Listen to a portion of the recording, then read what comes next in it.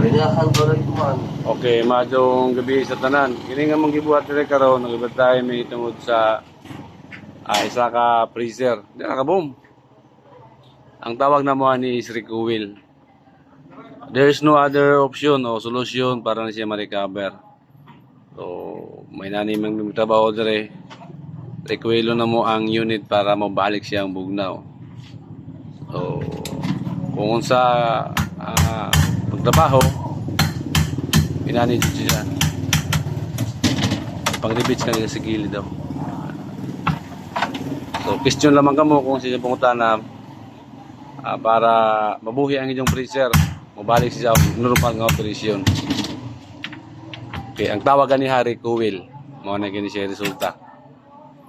Kung ato kining ilubong din sa istuko, ato siya ibaon ako siya nga trabaho. So, mamahal na po ang inyong presyo. So, ina na siguro, no?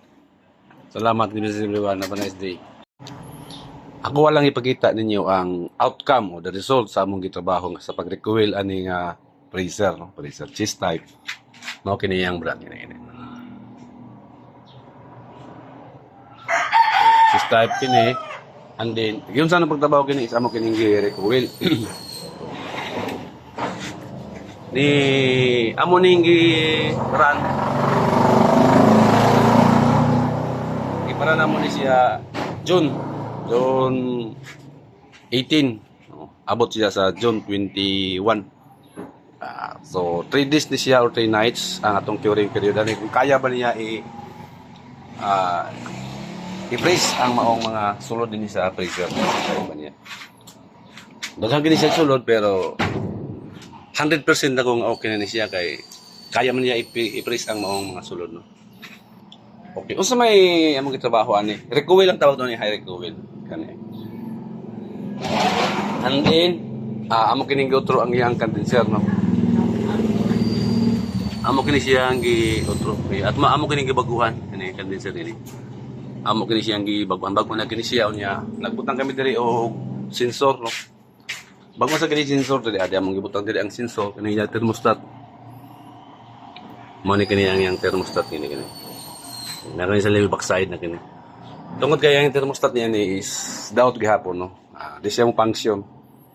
So, okay, ini-queries regarding ani ng mga unit pwede ka mo may inquire dun sa nibag trabaho. Ang maong cheese type nga pressure. Ang yakin ng refrigerant is R1348. So ma'am sir, the question is, mangkurinti ba kung siya? So na ba gani kurinti nga maagi din? So the kwan is wala siya kurinti, no. Hindi siya mangkurinti na copper. Tungod kini nga copper mo gani ang entrance. So kini nga copper agihan lang kini sa itong tuog refrigerant, no. Refrigerant. In other words, freon mo kini agihan niya, no.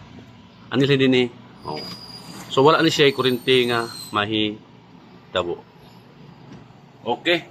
So dili ni siya mga kurinti ha. Wala kurinti. Wala 220 volts na moagi da kundi refrigerant ang naada.